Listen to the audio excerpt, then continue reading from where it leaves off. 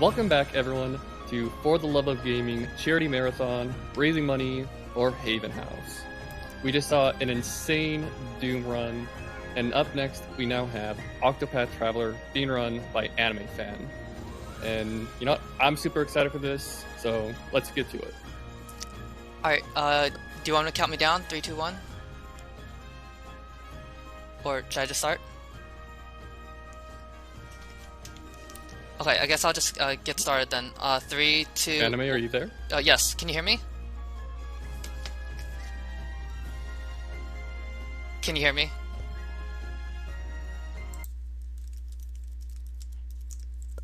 Oh, I can't hear you on Discord. Okay, one second. Oh, now I can hear you. Okay, we're good. Sorry. Okay, so you can hear me now? Alright, yes. 3, 2... Alright, I'll count down and get started, alright? Yep. Alright, 3, 2, 1, go! Alright, hello everyone. So this is Octopath Traveler. It's an 8-character RPG, and we'll be playing through Ophilia, the Claire character, today. So it'll start with us just hitting some story triggers and such, and here you're going to see me guide a child here. Guide is an NPC interaction, and basically each of the 8 travelers that you can play as has a unique action. Ophilia can guide, and there's other ones that, like, there's one who can steal, and there's one who can challenge to battles and such. And you can just use these to basically complete quests in the game and also interact with the world and such. So in the beginning here, we're just going to go through some cutscenes and such, and one thing that's really nice, as you can see, is that we can skip cutscenes, and that's really nice for running the game. And then over here, we're going to very soon go up and buy our first weapon. And we don't often buy weapons in Octopath speedruns, but it's usually done in Chapter 1 just to help with defeating the first chapter boss. And Octopath, you can start with any of the 8 characters, but and then once the character you start as, you beat their Chapter 4, you complete the game. And usually we would actually recruit other characters along the way, and you can actually go to their towns and pick them up and such. But for this run, I'll be doing a Lone Traveler challenge, which just means I'll only be using Ophilia for it. So here you can see me buy the Quartz Rod, and that's just to help Ophilia deal with our first boss. In addition, I'm going to guide this tavern NPC here. He has the ability to summon winds, and basically when you guide an NPC, you can take them to other towns and locations, but you can also summon them into battle. And here I'm going to use him on the first boss, and his ability Summon Winds is a 3-hit wind attack, which is a lot more than Ophi can do by herself. Here I'm just walking a little bit in the beginning to guarantee one encounter going through the screen. And then, alright, so this is the introduction to the battle system. And it's a break and boost battle system, which basically means you hit an enemy's weak point enough times to reduce their shield count to 0, and then they enter a broken state like that. When they're in a broken state like that, you're guaranteed free fleas, and you also do extra damage with your attacks.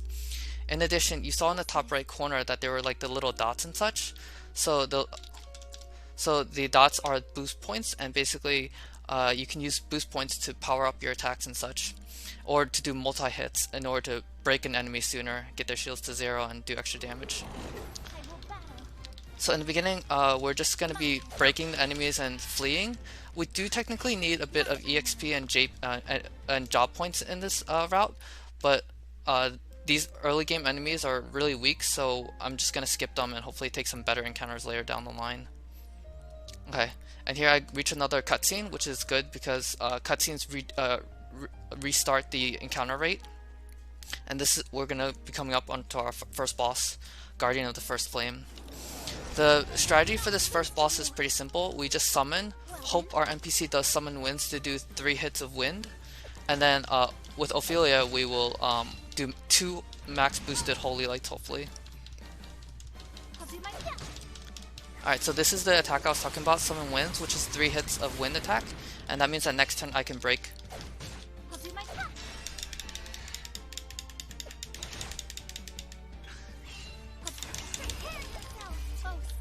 Okay, so this is 1 max boosted holy light, and I want to get another in, and depending on the damage range I might need less. So now his whole gimmick starts. Okay, that's good. Okay, let me see the turn order here. I might have to heal for safety. I will heal for safety. I'm not sure if I need to, but I think that there might be a slight range. I'm not certain, but the left Dark Wisp, his whole gimmick is basically after 3 turns he blows up and does a lot of damage to Ophilia. So thankfully I will be able to defeat him before that. So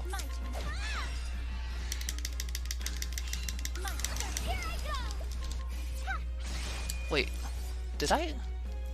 Okay, that was. I apologize for that. I must have, I guess, gotten the damage range wrong or something. I will have to repeat that dungeon, but fortunately it auto saves on every single screen, and that's actually never happened to me before in an actual run, only in practice. I'm sorry about that. But just to kind of reiterate, we want to break the boss and then do 2 holy lights basically to defeat the enemy. And again, I will just break the enemies and flee just to get extra, just to get away from the enemies and such. And here, once again, we would actually get an encounter walking towards the boss, but I'm actually gonna save here. I've never actually saved here before because it's usually not needed, but that was unusual. Okay. So usually we would get an encounter, but cutscenes fortunately skip it, which is good. And I do apologize for that. So here I'm gonna summon again. And this is what we want, summon wins early on to do a little bit extra damage.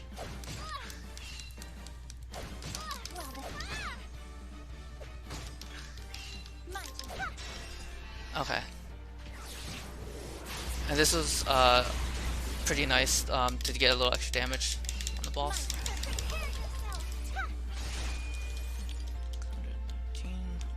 And once again, his whole gimmick will start where he summons an ad, and after 3 turns, the ad will blow up.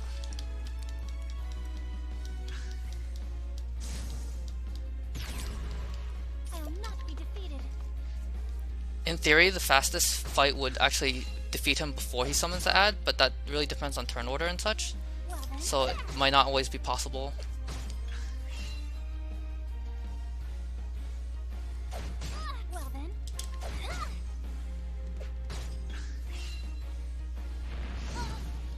It's a little unfortunate. So here, alright, well that's good. We get summon wins, which breaks the boss, and hopefully this time it'll go down. Okay. And I apologize for that first mishap, but here we see, I got a Shadow Soulstone drop, and that is I believe a 30% chance to drop from the boss. And Soulstones are basically items that we can throw for elemental damage, and also do a static amount of AoE damage to the enemy. And that might help for this upcoming grind. I will have to grind a certain amount of job points in order to basically get the first support skill that I need. Here I'm going to guide this NPC. He's the Flurry NPC, and he has a multi-hit bow attack that I really want. So here I will just move on, and we're going to be introduced to our first kind of tutorial for like quests and such. We're not actually going to do this quest, but this starter quest is basically just give the healing item to the first guy and you'd get some money. But for the speedrun we don't really need to do that because it's a little slow. And the NPC that I have behind me, his ability... Alright, so here is... I think I will just take this just because I want extra job points, and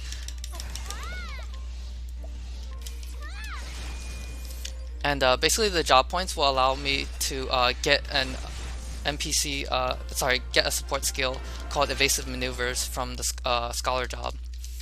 So in this game you can find sub-jobs in the world, and the 8 characters have sub-job shrines basically. And we're gonna go to the Scholar Shrine to get the Scholar job. Oh, okay. Well, this is unusual. I probably won't be able to defeat this. Maybe I will? Okay, so this is a Kate, and basically Kate has... okay, I wasn't able to get this. If anyone has played Dragon Quest, Kates are very similar to Metal Slimes in Dragon Quest and give a lot of EXP and JP, but it's a 3% encounter rate, so you'll almost never like find it in an actual marathon, and then they run very fast, as you can see. Here I'm going to walk this screen in order to reduce the chance of an encounter, and hopefully I won't get an encounter coming to this shrine. And by coming to this Scholar Shrine, alright, so I do get the encounter, and that's fine. I'm going to summon my MP. Oh wait, so I was caught by surprise. Basically, Octopath is kind of an open world game, so we can go to these much higher level areas, and this area is level 17-ish or so, and Ophilia is about level 3, and because of that we're very likely to get caught by surprise and just wipe to the enemy there. But as I mentioned earlier in the game, if we break an enemy, we're almost guaranteed, we are guaranteed to flee, so I will try to break them with this NPC and then flee from the battle. Alright, so this is why I want Flurry, but Flurry's not guaranteed to be 3-hit, and I do need specifically a 3-hit Flurry.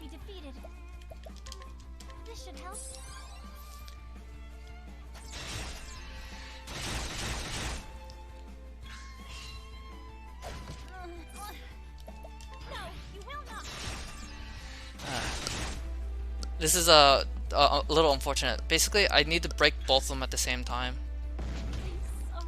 Okay, but that's fine. It's kind of expected that you will get caught by surprise, or that the NPC that you guide may not follow your directions and do what you want. When we summon an NPC to battle, oh, alright, well, I didn't mean to run there, but since I did, I'm just gonna try to run this and hopefully break. So when you summon an NPC to battle, they have a random action that they'll take. So it's not guaranteed to get Flurry from the NPC, and once again I didn't, so. Alright. Usually this will take a couple tries, but hopefully we'll get through in a little bit. And then we'll go to the Scholar Shrine and pick up the Scholar job. And in this game, the jobs that you get can unlock support skills basically. And after you've learned 2 of the job skills, you pick up the first support skill. And the first support skill for Scholar is Evasive Maneuvers, which reduces encounter rate, I believe by about 2 to 2.5 times as much. So it allows us to traverse screens without getting these random encounters, which helps save a lot of time in the long run. Also, if anyone's interested why I'm playing in English, basically there was a small bid war for the language, and English had won. So here I'm gonna try and walk it again. Generally it's agreed upon that it's about a 10% chance to walk this screen without the encounter, but you have to get really lucky to get that, and I just did. So with that I kind of skipped getting the encounter, and it just is kind of random depending on the step count that's generated and such, and just depends on RNG. So this is the Scholar Shrine, and with this we unlock the Scholar job.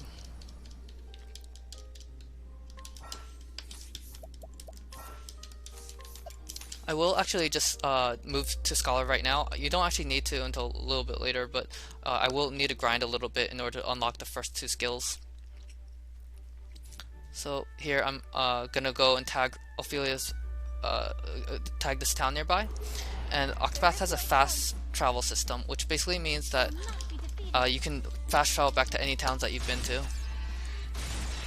Okay, this is good. This is the multi-hit Flurry that I had mentioned earlier, and I can get a free flee now to successfully go to the town and such. Alright.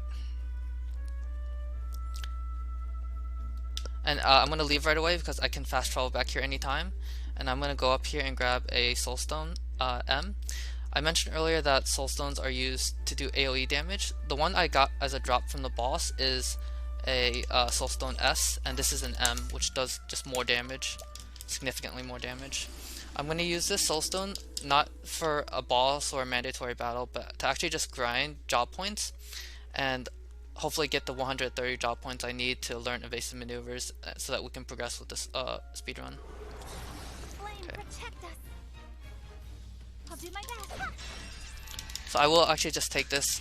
It's not much JP, job points, but it does help with, you know, getting us closer to the amount we need.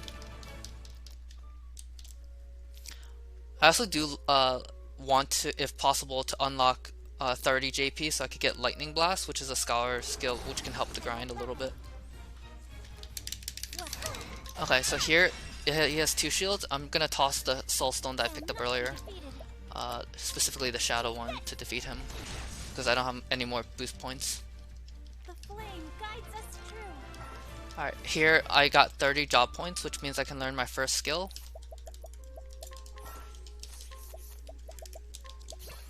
Alright, and that's Lightning Blast. Lightning Blast just helps on this next screen in case I get ants, which can sometimes, which is a semi-often encounter. And they give a little more JP than other encounters, so I'll be taking that as well. Alright, these are the ants I mean. They're weak to lightning, specifically, so I can break them and then defeat them with Lightning Blast. Alright, I believe that's a range, so this should just defeat it. Yep. Okay. If you saw there on that screen, I had 13 job points, and I just need 87 more to learn the second skill. Okay. This is Frog. I'll not be defeated. Oh, sacred light.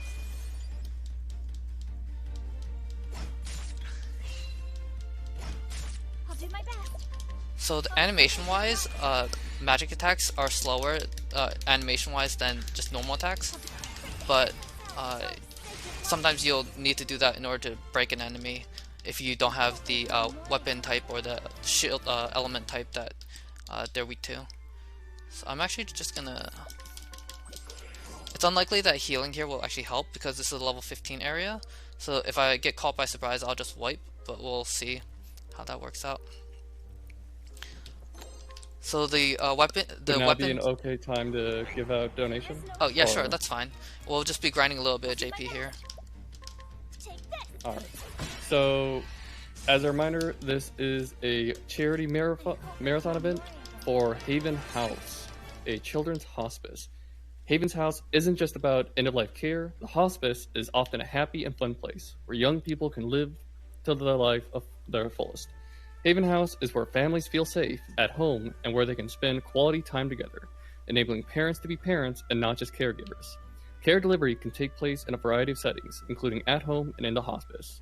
Care and support is provided by specialist nurses, healthcare support workers, counselors, play specialists, music therapists, physiotherapists, and family support workers. So, type !donate in the chat now and hop to it.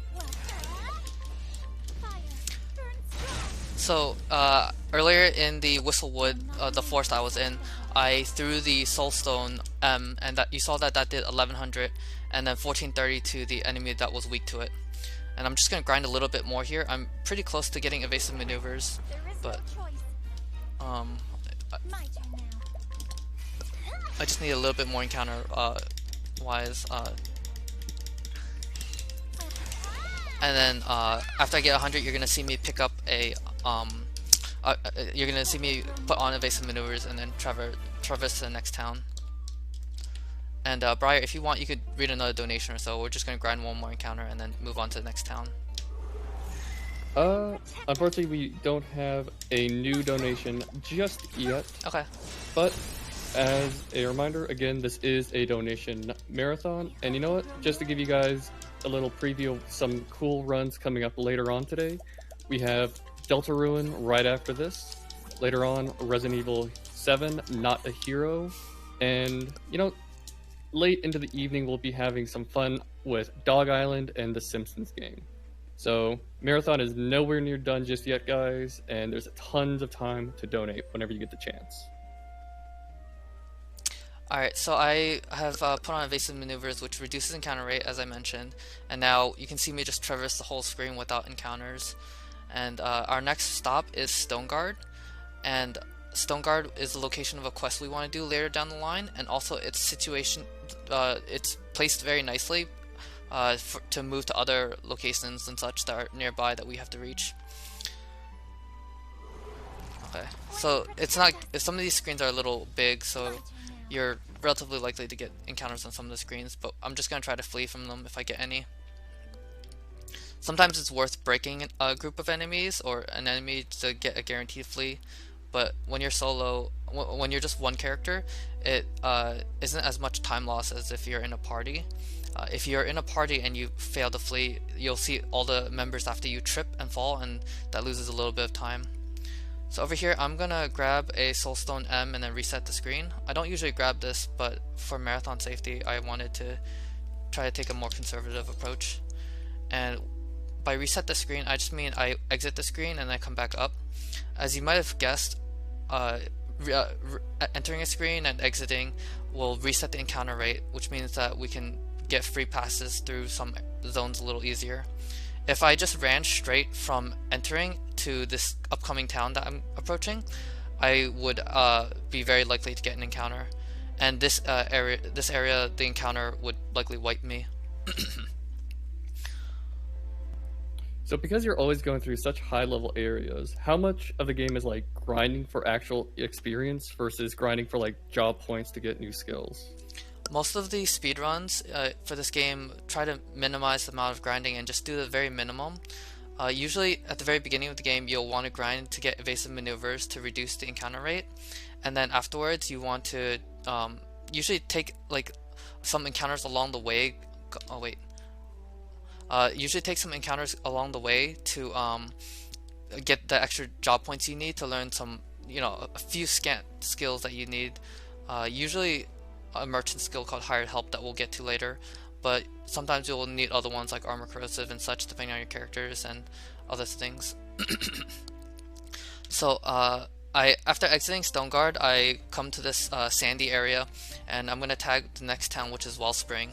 In the beginning of this speedrun, it's going to just be a lot of tagging towns and such, and getting the items and equipment and other such things that really helps make the run a lot safer and more consistent. This town that we reached isn't actually used or anything. It's mainly as a warp point, and also I'm going to be grabbing a large soulstone. So earlier in the forest I tossed a medium, and then before that I tossed a shadow, which was a small, and this one is a large, which does 2700 instead of 1100. And if the enemy is weak, it does 1.3 times extra. So alright, I will fast travel back to Stoneguard now. If the enemy is weak to an element or a weapon type, it'll do 1.3 times as much extra damage. So the 2700 would become 3509 if the enemy is weak to it. But a large soulstone is basically strong enough to take out almost every single like chapter 2 or level 10's danger level enemy group. So here I'm gonna go up, and I'm gonna go for the merchant shrine next. Merchant is probably the most used subjob in Octopath speedruns, aside from Scholar, I suppose. And Merchant has a skill called Hired Help, which does damage based on how much money you spend. And that's really nice for this kind of speedrun where we try to do it as low level as possible, and our stats are not up to par. By spending money on Hired Help, we can use the attacks and stats from the NPCs that you summon with Hired Help. So this is an encounter. Okay, I was caught by surprise, which is a little unfortunate. They're probably gonna wipe me here. They do a lot of damage. Usually we would actually save and quit on the screen in the normal Ophilia single story speedrun, but because this is a solo speedrun, we want to take some encounters along the way, and this encounter is a decent one to take for job points and EXP and such. My goal is to hit level 15 or so, or at least level 15 when I return to Stoneguard later down the line, and then that will help me with doing the quest that I want done. I'd mentioned that we were tagging it for a quest. So here I'll toss this fire soulstone to get a little bit of EXP and JP and such. Okay, and I have some job points here too. It is actually also possible to do that previous screen without an encounter, but the chance is very low. Most players will save and quit, and that will also reset the encounter rate as well. So this is the merchant shrine that I mentioned, and it has the hired help ability that is very useful. It also has another ability called sidestep, which will help during the chapter 3 and 4 bosses. In a lot of lone traveler and solo challenges, sidestep can be very useful to mitigate damage and such. And now I'm going to leave this town, and I'm going to tag another town called Goldshore. We don't need to actually go there right now, but we do have to come here later. We have to go there later for Ophilia's chapter 3. And the way Octopath is kind of designed world-wise is like when you're doing a character, their towns will usually be like on the opposite side of the map or something. And I think that that's done to encourage players to kind of explore and such. So we'll be tagging a lot of towns so that we can fast travel back later. After tagging this, I leave right away, and I'm going to go to the next screen. Hopefully not get an encounter. The chances is pretty low to get an encounter, but it's possible. And then I'm going to go to the next screen and then pick up a wind soulstone L. And that's just a wind version of the fire one I just threw. And now I'm going to come back here and grab that chest down there that you saw just now. That's a thunder soulstone M. And basically these soulstones will help with dealing with random encounters, or it could help speed up the final boss battle in this game. Alright, and here I'll come back for this chest again. The reason why I didn't grab this along the way the first time is because if you do, then you're pretty much guaranteed an encounter going to the next screen. Alright, and here I'm going to grab a 20k chest in the bottom left corner, and that's just money that we need. I had mentioned that we use hired help in this game to do damage and such. The amount of money you spend will determine how much damage you do, and at the highest level, oh, this is a little unfortunate.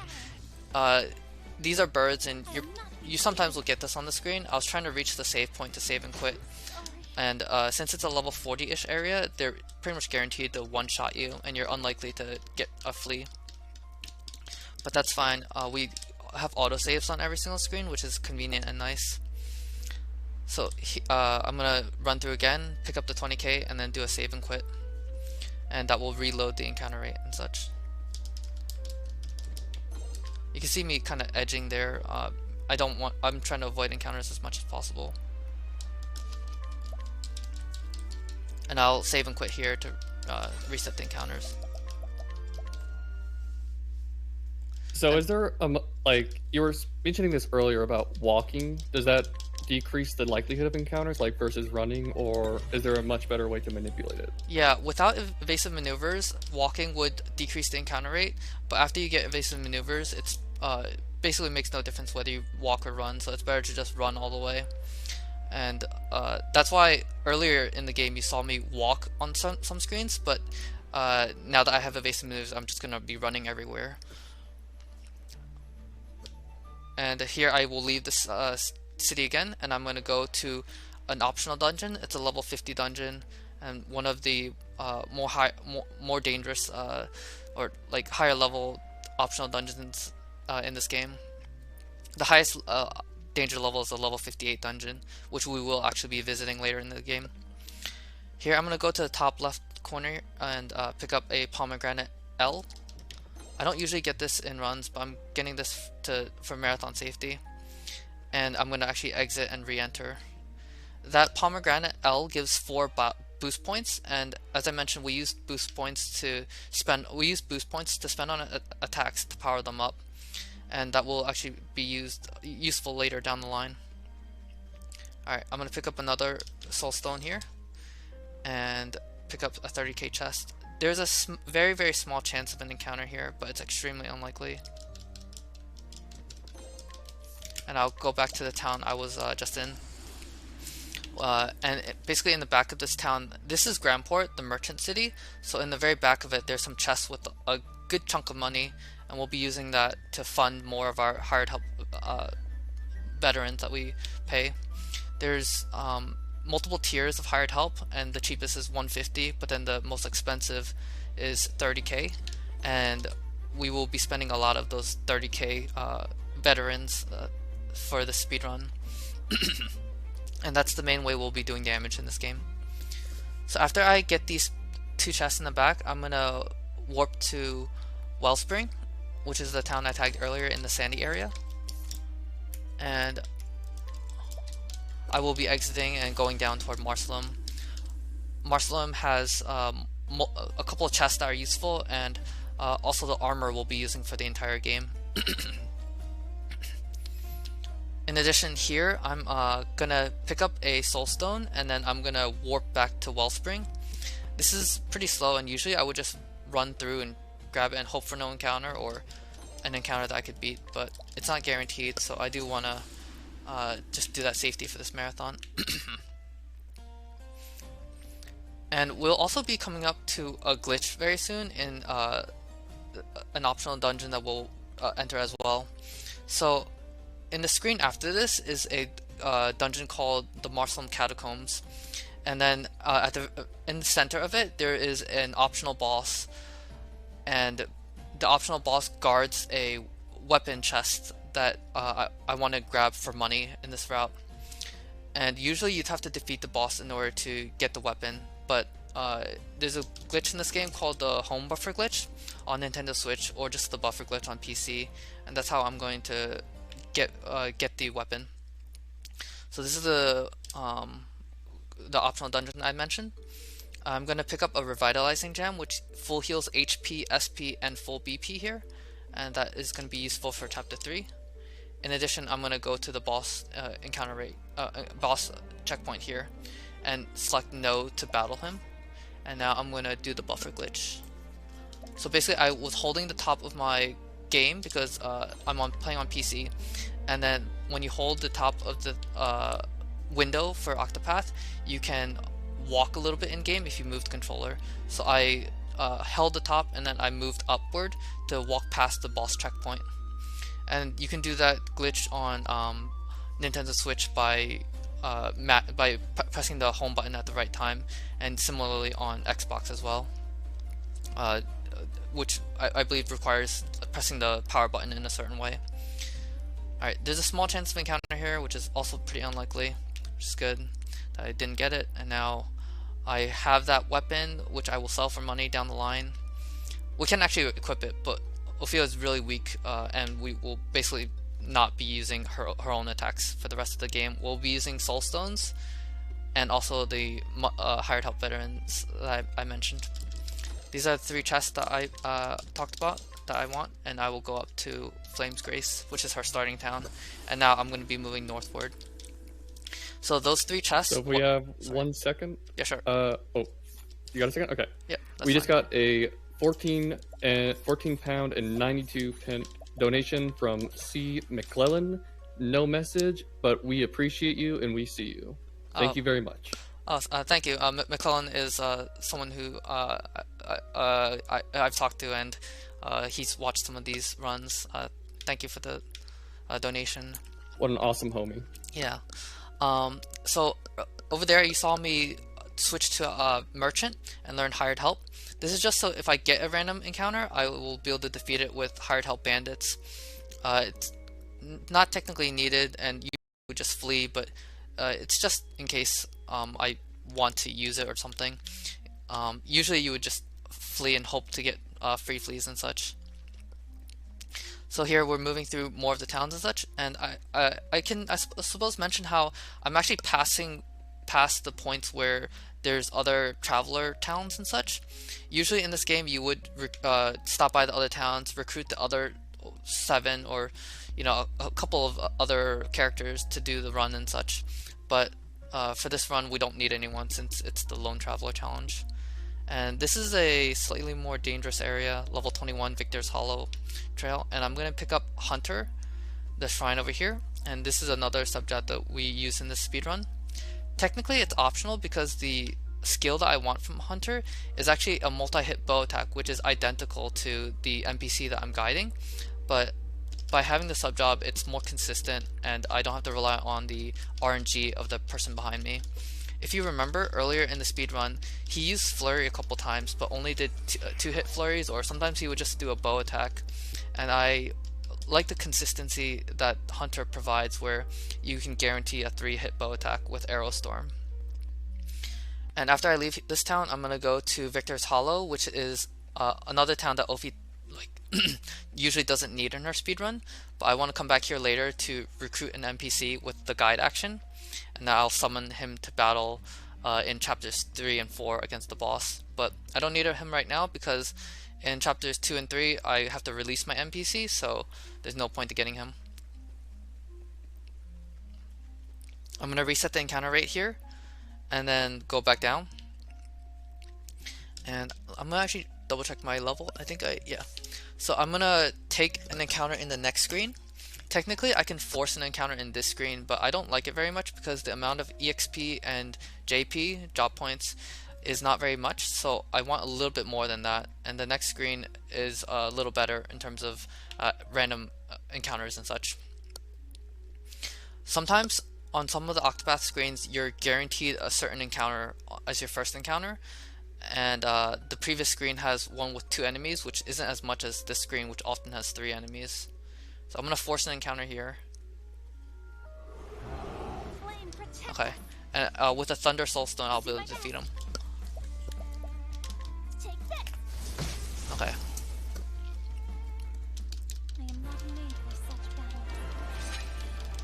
Alright.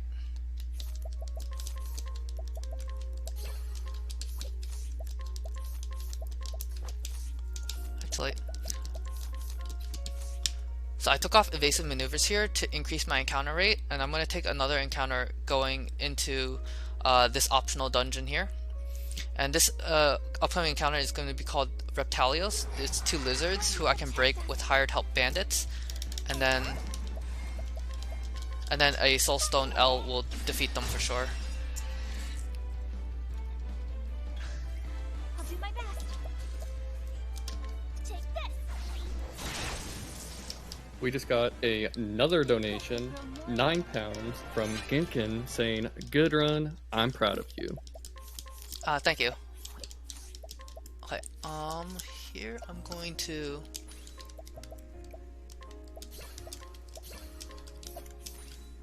Okay, so I learned Aerostorm and another skill to put on Heightened Senses. This is also technically optional, but Heightened Senses basically gives you a chance to surprise the enemy. And if you surprise an enemy, you get a free flee, or you can get a free attack, which is kind of nice. And I like that for in the few situations where it does help. And afterwards, I switched back to Merchant because we do have to defeat another Reptalios encounter. The 2 lizards, the Reptalios enemy, they have about, I believe, 52-30 something HP.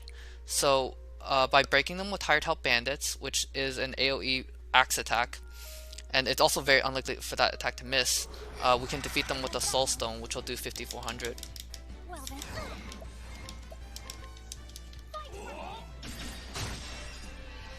Okay. My turn now. Take this. Okay, and here you saw a little gleam in Ophi's eye. Basically that means that Endless Items, the support skill, procced. Endless Items is the first support skill of the Merchant class, just like how Evasive Maneuvers is the first support skill of the Scholar class. And it gives Endless Items gives you a 25% chance of duping the item that you throw. If anyone's played like the Mario RPG game, it's kind of like the freebie from that game. And here I'm going to run through the town. This is a very high level town area in the town, and I'm going to do another buffer glitch to get into this dungeon. This is a Plum M, which can help against the chapter 4 boss. And now the buffer glitch again, I'm going to hold the top of the screen and move, and I just got past that. And that allows me to enter this dungeon. One of the other characters in this game is called Therian, and this is actually his chapter 4 dungeon. And technically you're not supposed to be able to access this dungeon, but you know, as Ophilia that is. But I was able to enter here because of the buffer glitch, and this dungeon is really useful for having at least 2 very important items that basically makes the route kind of work. One is so first here I'm gonna grab a Pomegranate L, and that gives 4 BP, just like the one I grabbed earlier in Lock of the Lost King.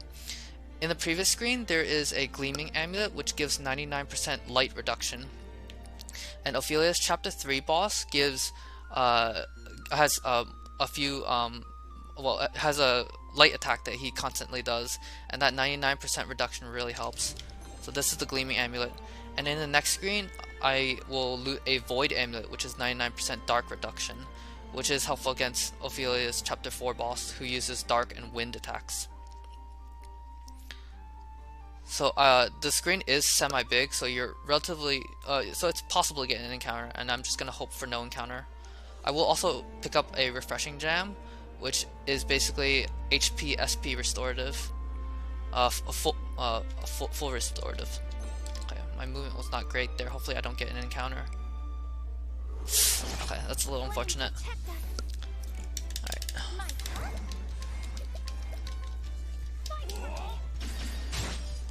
So fortunately this one is one that I can break with bandits and flee. Sometimes you'll get a different encounter that you can't flee. That's the Void Amulet that I mentioned. Okay. And now I come to Noble Court. I'm gonna put on Hunter here. And I have Aerostorm. So that encounter was fortunate that I got that one and that it didn't catch me by surprise. And you can break it and get the guaranteed flee. And that Grape M is just a backup for this marathon. I've never actually used it in a speed run, in this run, but it is possible to come in handy. So here I'm going to be entering the most dangerous dungeon in the game, the Forest of Purgation, an optional level 58 dungeon. And we'll be looting the Tempest Amulet, which gives 99% wind reduction, and then another Soulstone L, which is a light Soulstone, which will be useful against the Chapter 3 boss. Okay, and I have the Hunter job on now. So Hunter has a skill called Aerostorm, and that is a guaranteed 3-hit bow attack, and it can hit up to more times, but I only need actually 2 hits. And the encounter on this screen is called the Plains Drake, which has a lot of HP and does a lot of damage if it attacks you, but I can break it with the AoE bow attack that I mentioned. Alright, and with that I can flee. You might wonder why I don't try to defeat it, because I have the soul stones and such, but one large soul stone for 5400 is actually not enough to defeat that, and it's just not worth taking out. So here I'm gonna enter this chapter 4 town for Ophilia, and we'll come back here at the very end of the game to complete her chapter. I'm gonna pick up this soulstone here and buy a shield, and then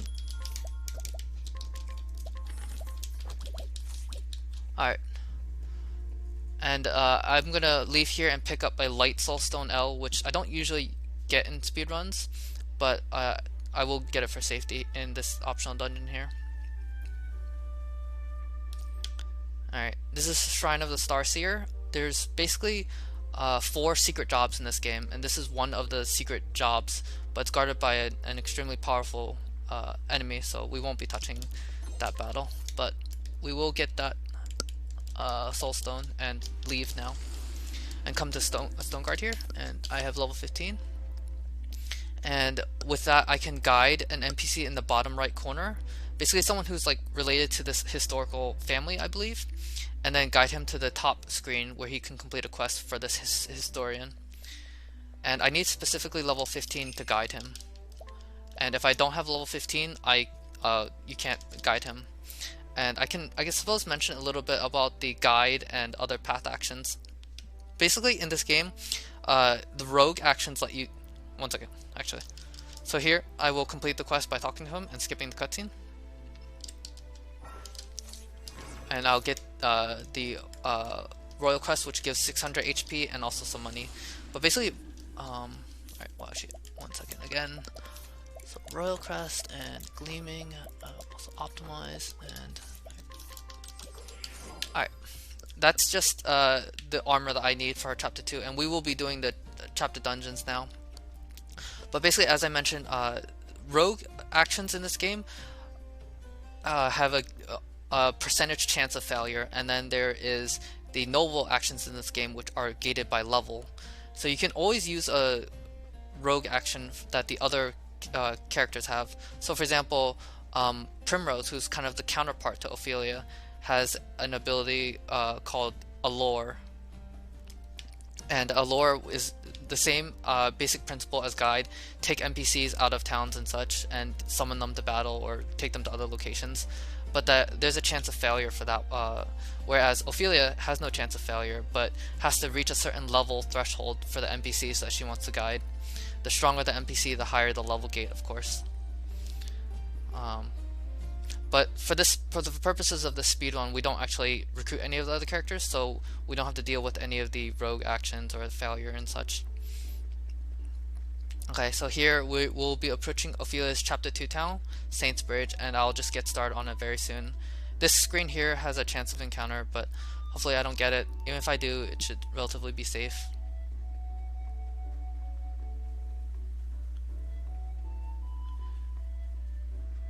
Especially with the armor I have on, it makes Ophilia relatively tanky for her Chapter 2, which is something that doesn't happen in a usual speedrun.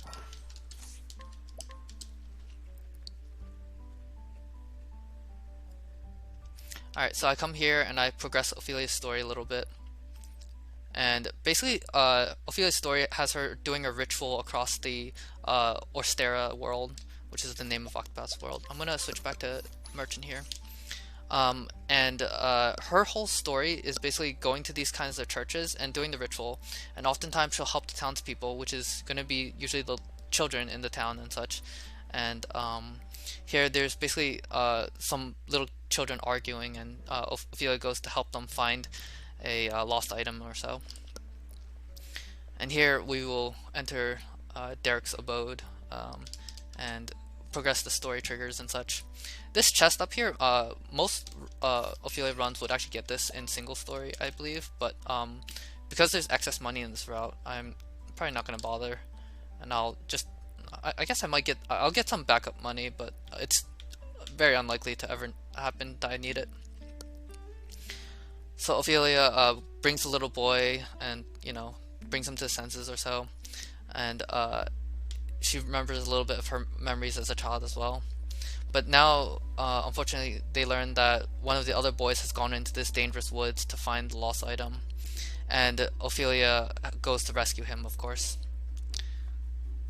So here, hopefully, I will get no encounter. I want to reach the save point, and I think, actually, I guess I will actually just force an encounter for safety. Alright. So usually I would just toss a soul stone here, but I will actually toss 2 M stones, and let's see, in order to defeat the encounter, which is a little slower, but just to preserve the L stones for this speedrun.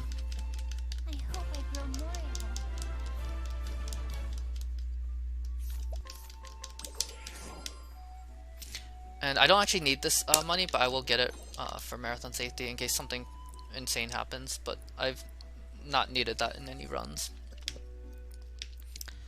Alright, this is Mirkwood, and fun fact about Octopath and its chapter dungeons, if you follow the torches in the game, you'll always come upon the boss, and usually the torches are the most optimal path that you can take.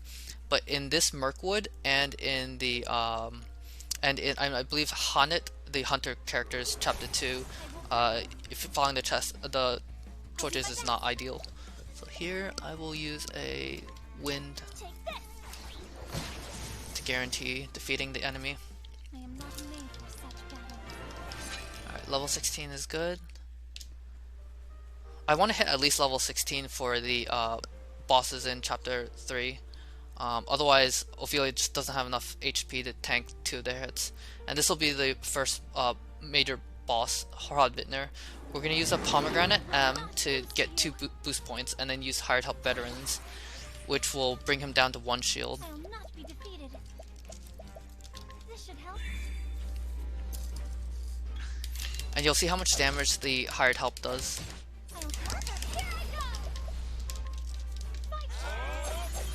Then I'm going to defend to get 1 more boost point, then break with a Thunder L Soulstone in order to finish him off with another Hired Help Veterans.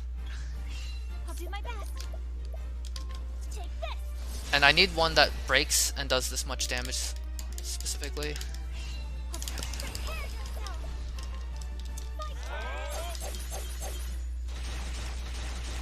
Okay, and that is Hrodvitner. You can see how much damage that the hired help veterans do. They cost 30k each, but because they're so expensive, they have very high attack power at 4,700 per boost or so. And later we will get armor. We'll get a defense down ability from the NPC in order to do even more damage with that. In the usual single story speedrun, we would actually have a character to put on armor corrosive, which basically does defense down as well. But in solo, Ophilia can't do that, unfortunately, by herself. Alright, and I've completed her chapter 2 now, and I will move on to her chapter 3. And here I'm gonna go through and do some more story triggers and such.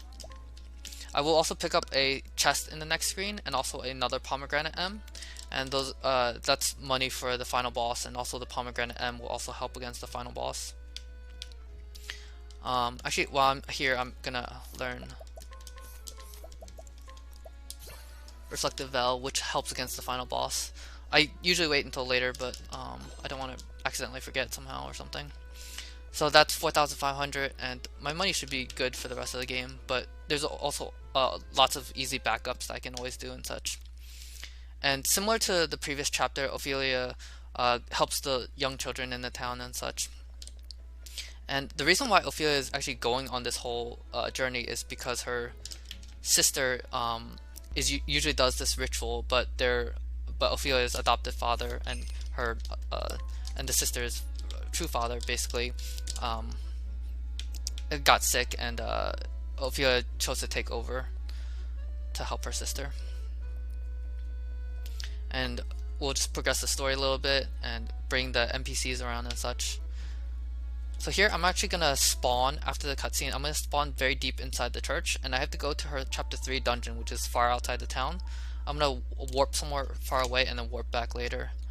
And it's a good opportunity to pick up the NPC I mentioned, this one, who has the defense down ability that I want. He has both defense down and magic defense down, which actually both help in this speed run. And I'm going to pick up a Soulstone M here that will help against her chapter 4 boss, which is actually the guy standing right there with the colored icon, but we'll reach that point. Alright, here I'm going to do a safety save. You can sometimes get an encounter on the screen, and it's difficult to run away, and if I do get the encounter and wipe, I want to just be able to get a free pass through. Hopefully I just don't get it though. Okay, good, I didn't get it. So here I'm going to mash through this cutscene. Usually you would hold B to skip the cutscenes, but if it's a really short cutscene like that, you can just mash and it's a little faster. Some other cutscenes in this game are like that, like Tressa 1 and Cyrus 4 have cutscenes like that where you just mash and it's a little faster. But anyways, I'm going to come through here. It's a really big dungeon, so I'm going to do a save and quit here. And come up upon her chapter 3 boss. And the strategy for the chapter 3 boss is he has, there's 2 of them, and one of them has an ability called Arcane Blade, which is magical damage but can be sidestepped. Sidestep is a merchant skill that dodges physical attacks.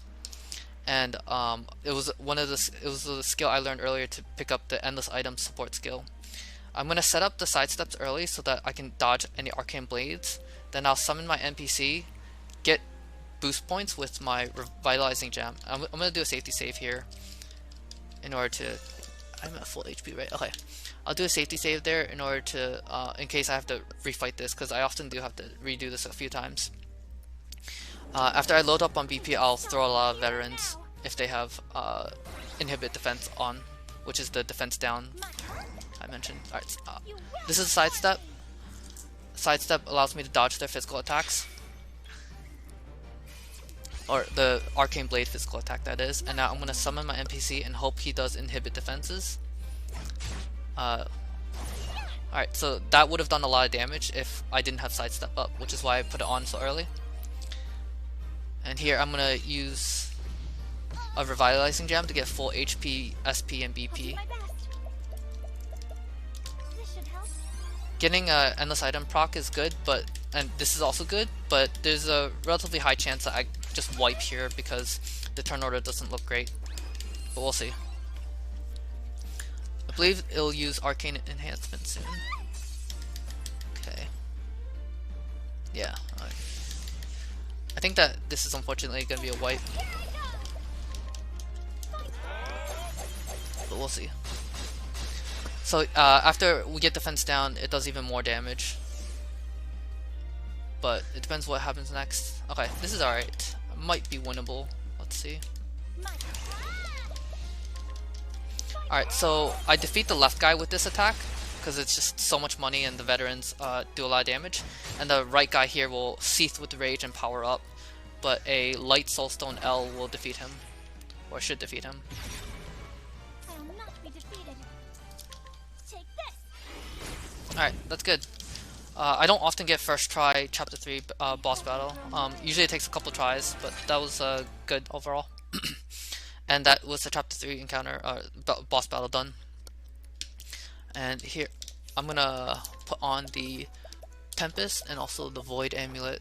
And these reduce wind and dark attacks by 99%. And they'll help against her chapter 4, against Ophi's chapter 4 boss. So I suppose a fun fact, there's a lot of elemental reduction equipment we use in this speedrun. We use wind, dark, and light for 99% reductions, and then Ophilia has fire armor for 25% fire reduction.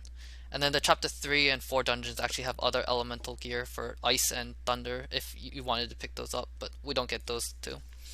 But just a fun fact about how much elemental reduction is around Ophilia's story. So now we go to Ophilia chapter 4, Whispermill, and this is her chapter 4. And after we complete this, we'll reach the credits and such. Would this be a good time to read out about our marathon? Sure, go ahead. I'm just selling some items right. for money. Awesome. So, as a reminder, not only is For the Love of Gaming doing this as an awesome speedrun marathon, we're raising money for Haven House.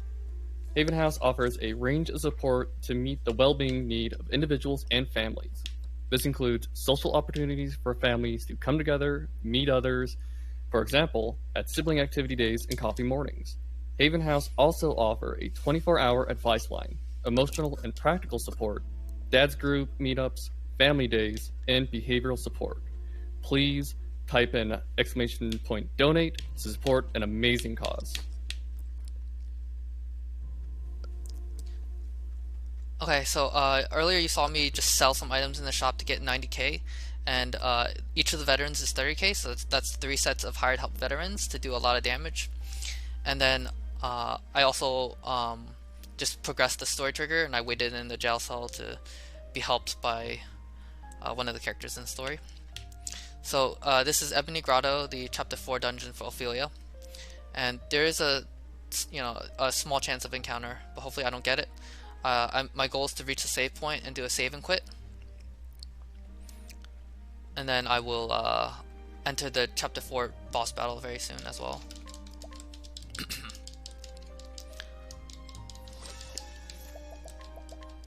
Alright. At the very bottom here, there's going to be a 30k chest, and that's going to be the last 30k I want in this speedrun. Just to have 4 sets of veterans going into this final boss. And this final boss is one of the few in the game or one of the few bosses in the game where it's a 2-part battle. And the first is just going to be some ads that I want to defeat, and they're not very difficult.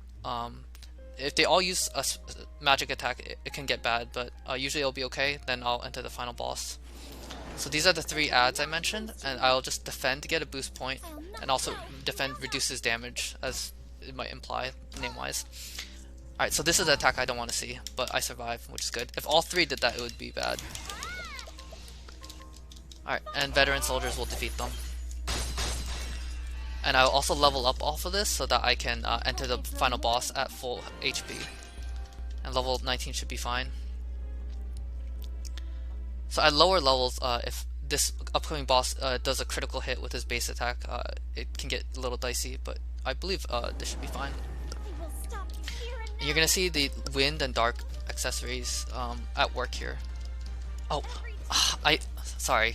I'm gonna actually reset this because I was supposed to play that because of the encounter, because of the donation incentive. So my apologies for that. So there was an incentive to play the boss dialogue, but I usually just mash through it. So I'm just gonna let him wipe me and then come through and we'll play that.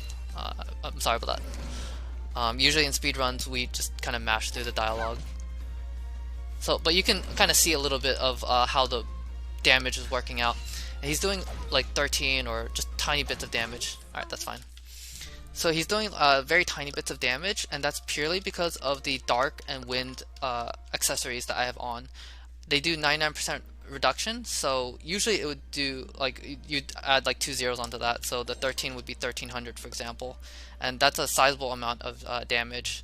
Like Ophilia would not be able to take it without the accessories that I mentioned. We're gonna re-enter the battle here, and this time I will not mash through. Alright. Alright.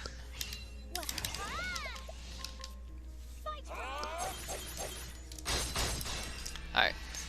So, the upcoming boss is the only one in the game who has voice dialogue. There's one other boss who has dialogue, but it's not voiced or anything. And as a donation incentive, it was to let that dialogue play out. And there's going to be 2 of these in the game, so we can listen to it. Spout all the pretty words you like. You know the truth. She will never again know the happiness she once did. Why do you rob your sister of the hope I offer her? What else does she have but that futile wish? She still has so much more, whether she sees it or not. Every tie you have to another person, small though it might be, will help you rise again when you have fallen. And there will be a little bit more dialogue later down the line, but it's just a nice little scene of like hope and such. Okay, so here I'm gonna set up side steps. As I mentioned, side steps dodge physical attacks, so that's what I want to do. His magic attacks will do basically no damage to me, so my goal is to set up as many. I'm gonna set up extra side steps since it's actually a marathon, but it'll dodge his physical attacks, and I'll be a lot safer because of it.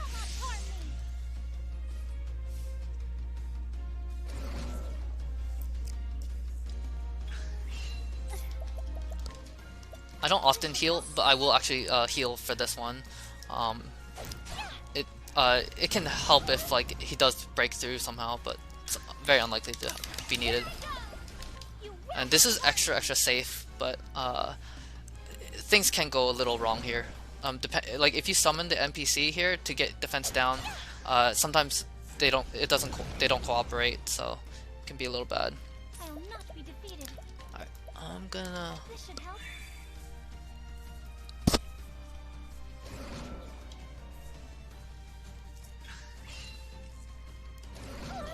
Alright, so here I'm gonna summon the NPC and hope for defense down. And then start stacking Reflective Veils, which is the skill I learned earlier. Reflective Veil reflects 1 magic attack per cast. So this like Black Gale, for example, would be reflected to him for extra damage. Here I go. I will reflect your barbs. And getting defense down is nice to get extra damage. I will not be defeated. Take this. And I'll toss the spare soul stones I have to speed up the process, hopefully. Alright. So getting a couple of those off is pretty good, pretty convenient. And here it'll do 2000. Without the defense down, it would do about 1300, which is nice. Well then. Take this.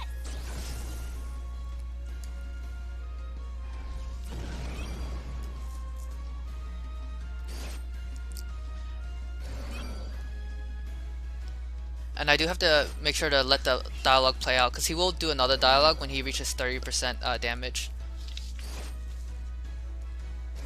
And you see how even when he does get through past the Reflective Veils, I'm well equipped to because of the 2 accessories I mentioned earlier. Alright.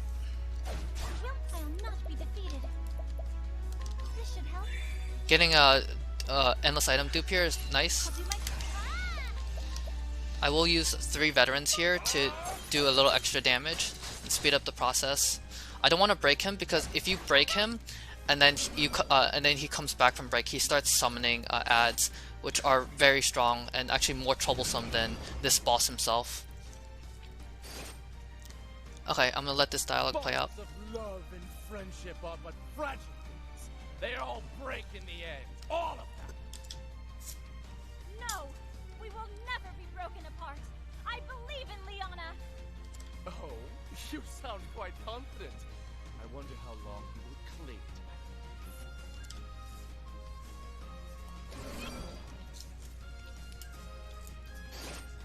Hospice, prepare yourself! I will reflect your barbs!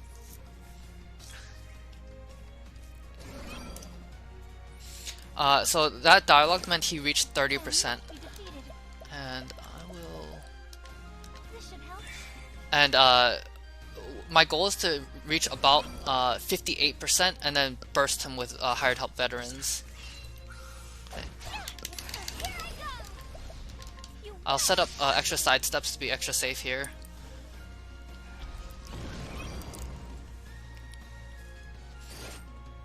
And you can see how much less damage it does now because I don't have the defense down.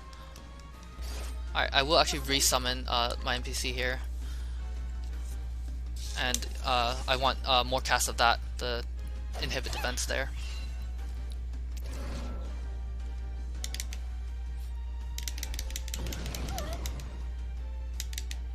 Hospice, prepare yourself! I will reflect your barbs! Okay. So one of the reasons why I actually use this NPC is because if he does that attack, he doesn't break any shields. The typical route for this would use Warrior, which would actually break his shield, which is not good. Defeated. Take this! And I also don't want to toss my Light Soul Stone because that'll break Matthias, and I don't want to break him as I mentioned. My turn now. Take this! Okay. Will not! He's gonna do Infernal Prayer soon, which is his buffing attack at 50%. And that increases his defense and other stats and such. So Do my best! after that 50%, I will hopefully get another defense down on him and be able to defeat him once he has. Alright, so this, I want to get 2 more defense downs on him. My Alright. turn now. And I have 5 casts of this.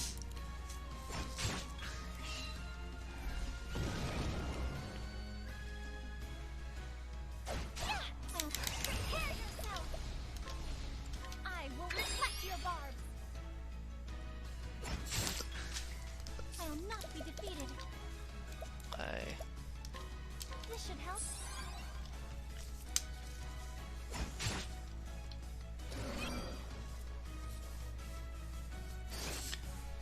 Since he buffs his own magic attack, that actually helps with dealing more damage to himself, actually, which is nice. Will not! Okay, let's see. Well then. You will not harm me! Okay, I need 1 more defense down, unfortunately. Let's see. I'm gonna. No, you will not! That's the timing is a little unfortunate of when he left, but that happens.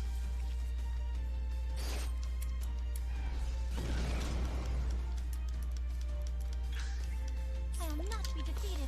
And my hope is just he uses his inhibit defense. But this actually buffs Matthias's defense again. Will not!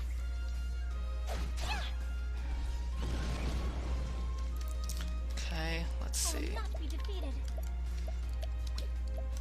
Prepare yourself!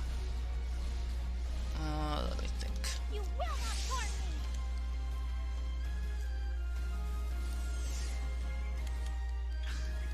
Well then. This should help. Alright, so I want 5 BP going into. Alright, it's a little unfortunate. I really want defense down from my NPC here so I can try to finish off Matthias here. So as you can see, it's a little RNG whether the NPC does the ability that I want him to do. No, you will not. Okay, that's what I wanted.